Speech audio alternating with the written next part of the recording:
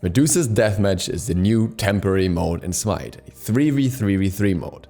And I wanted to love this mode. I really did, because it's exactly the kind of thing that I thought SMITE would need. Something refreshing in the adventure department that's not the usual grind, and that brings in other players, and that, you know, it's just something new. And I love the idea of being able to fight against two teams in SMITE, something that was never possible before. And I suspect that there was a large amount of issues with having 3 different teams in SMITE that Hi-Rez had to fix before they could even release the mode as it is today. So there's probably a ton of work going into this mode.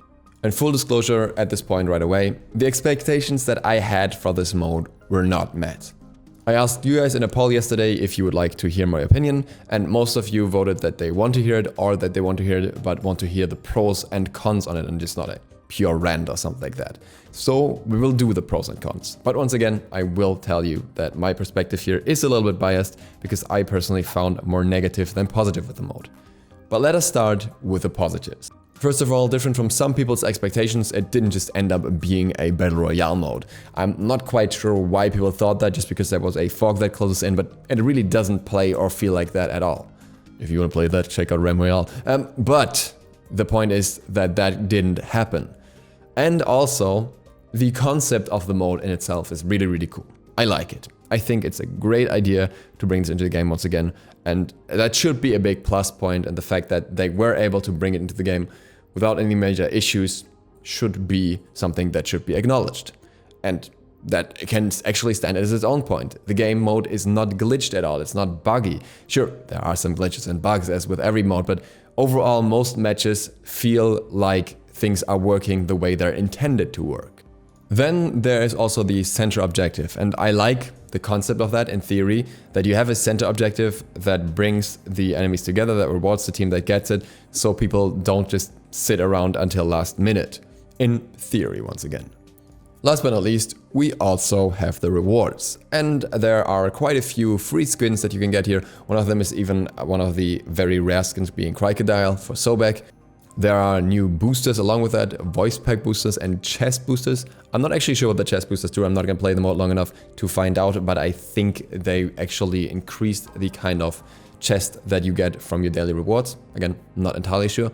So there are some interesting features here that are added, some cool things, and some nice rewards. Again, in theory. That unfortunately already brings us to the negatives. Now, it's worth noting here that some of the negatives are something that comes from the game's design, or the game mode's design, but some of the negatives are also something where Hi-Rez really couldn't do anything about, and it's more the players that kind of make it that way. But let's start with the ones where we ended up on the positive side, being the rewards. There's something very strange going on in this mode regarding the rewards, the scrolls rather, which was pointed out by Shiny in the comments yesterday. I really didn't want to play another round to verify it, so I'll just take Shiny's word here.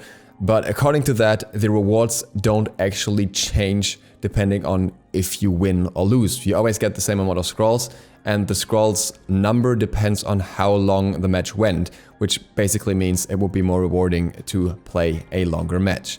If that's correct, that's definitely a major flaw. But even if that wasn't correct, I played 4 rounds yesterday, of which I won 1. And the total number of scrolls I got was 171. Assuming there was a way to get more scrolls through that, I would maybe have gotten 200, but apparently there isn't. The 4 games had very different durations, so it's relatively easy to get a pretty solid average out of them. And the average should be around 43 scrolls per game, win or lose. And based on that, we can calculate how many games it would take to actually get a reward. For the smallest chest, you need roughly 15 games. For the middle chest, you need roughly 30 games, and for the most expensive chest, the mummified one, you need roughly 45 games for a single chest. Now these chests have some decent rewards, the higher tier ones at least, but I'm not sure if I would say those rewards are worth playing 45 games of the mode unless you absolutely love it. But obviously the big end reward is an awesome chest if you get other ones. Now, if we were to say somebody has none of the rewards yet, they would probably be better off just buying a lot of the rewards that they can with favor beforehand, because this is going to be crazy. You would need 720 matches to get that awesome chest at the end and all the other rewards along the way. I don't even think that this mode will be up long enough for more than 1% of the people who play this mode to reach 720 matches. Even if you had the double scroll bonus, this would still be 360 matches, minus a few for the extra scrolls that you get and for whatever you may have. That is still a very high amount, and as far as I recall, much more than we required in earlier times for other game modes to get similar rewards. Now, at the same time, this is still free stuff, so we can't complain about that too much, but it just seems out of proportion to me.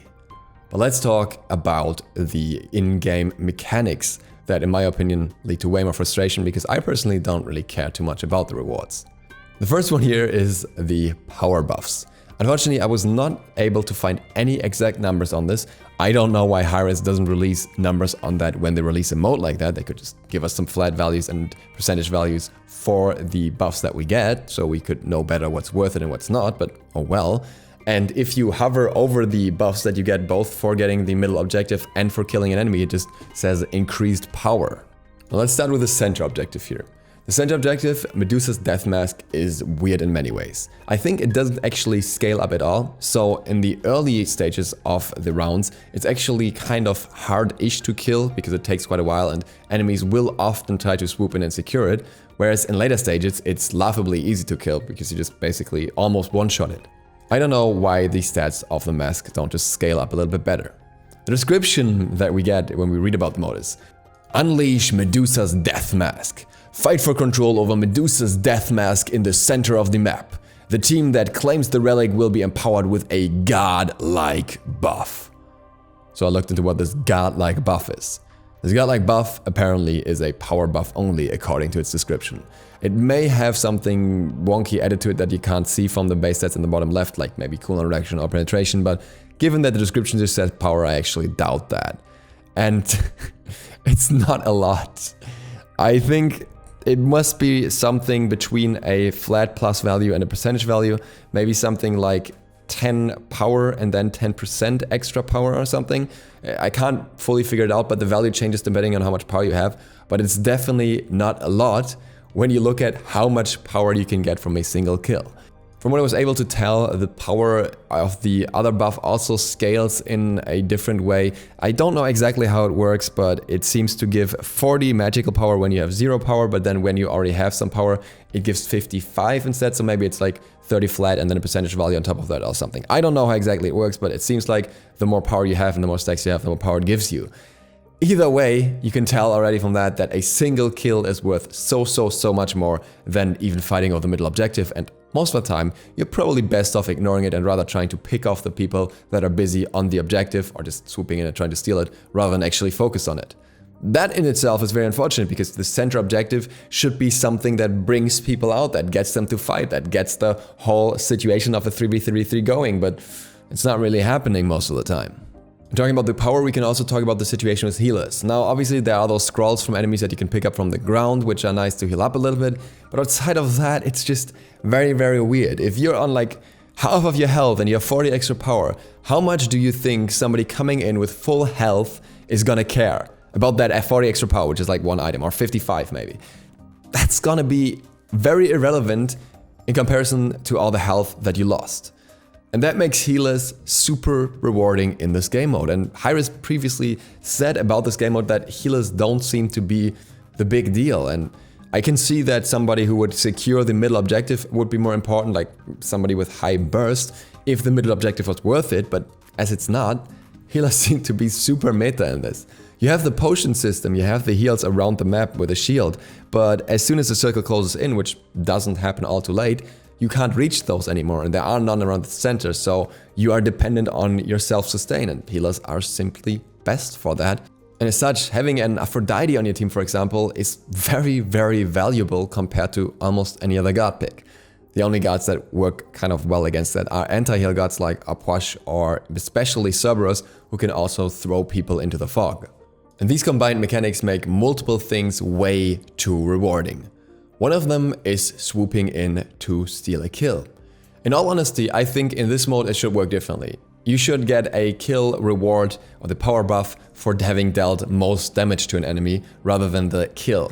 Unfortunately, that is probably way harder to code than Hi-Rez was willing to do for a mode like this, but that would be way better at balancing something like this out. Even in any like battle royale type mode, you can just still pick up the loot from the ground afterwards if it's like a scenario where two teams are against each other.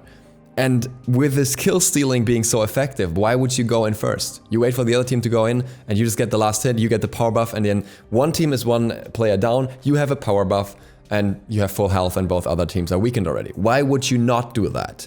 And that in return just makes waiting way too rewarding. And how frustrating is that? You play this mode best by waiting until two other teams fight or until the circle closes in as much as possible. We've literally met a 3 Guardian comp that would run something with Xing Tian to throw people out of the circle and Hercules to push them out last minute, and they were literally just hiding in some bush until they came to the smallest circle possible for them to do that. And I don't even know what to say about that. If that's the most effective way to play a mode, I don't really want to play that mode. And sure, you can punish a play like that, and we did, but then you also have to care about the other team and hope that the other team understand what you're doing and why you're doing it, which they probably won't, because realistically, most people don't think that far. So even playing strategically against that strategy probably gets you more punished by then getting smacked on by the other team. It gets even worse than that. The circle allows you to not fight until it doesn't exist. The last stage of the circle is in the inner area around Medusa's death mask, and there are still walls.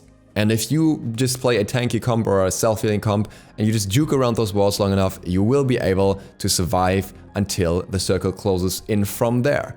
And a lot of people play passive enough to do that, and sometimes you just don't really have a way to engage on them or at least kill them. If that happens, then the circle doesn't close in more. It could just close in around the mask, so you just have to be in the small circle and fight. No, it just disappears and everyone starts taking damage. So you can run away until last second and just have like an Aphrodite with Aegis and a full health build or a self-heal build or whatever, and you will just survive longest because everyone else will die to those ticks before they can kill you. It would have been so easy to implement one more step for the circle where everyone just has to finally fight, but instead it just disappears at that point. And to add some insult to injury, along with things like two teams ganging up on you or just absolutely annoying tryhard comps, there's also no mute button. And that is absolutely lovely when you have some people jumping in on you last second after hiding for the entire game, and then you have to listen to their laugh spam. Really, really enjoyable. And all you can do is angrily click a mute button. That doesn't work. I know some people really love this mode, and I think Medusa's Deathmatch could actually work very well. But it needs a lot of polishing, it needs a lot of changes for it, especially with people asking to make it a permanent mode. It would have a different circle radius that closes in a little more, so you have fights in the inner circle at the end. It would probably have some changes to the ticks of the circle. It would probably have some changes to the placement of the healing things. It would probably have to have some more punishment for healer comps in general. Maybe even some self-sustain for others outside of fight. Maybe some self-regeneration if you didn't fight for a certain amount of time. It would probably have to have some extra incentives around the middle. More rewards for killing the death mask, so it's actually worth it. Something that is not just focused around power, both for the death mask and for the other buffs for kills as well. Something that makes it worth for other roles, like a tank, for example, to be picked as well. And lots of other things.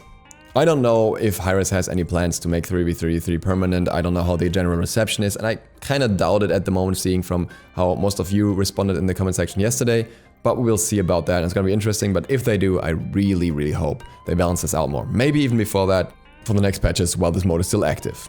And with that, thank you guys very much for watching. Keep in mind, this is just my opinion on this, and yours may be very different, and feel free to elaborate on yours in the comments down below and why you think what I said is not correct.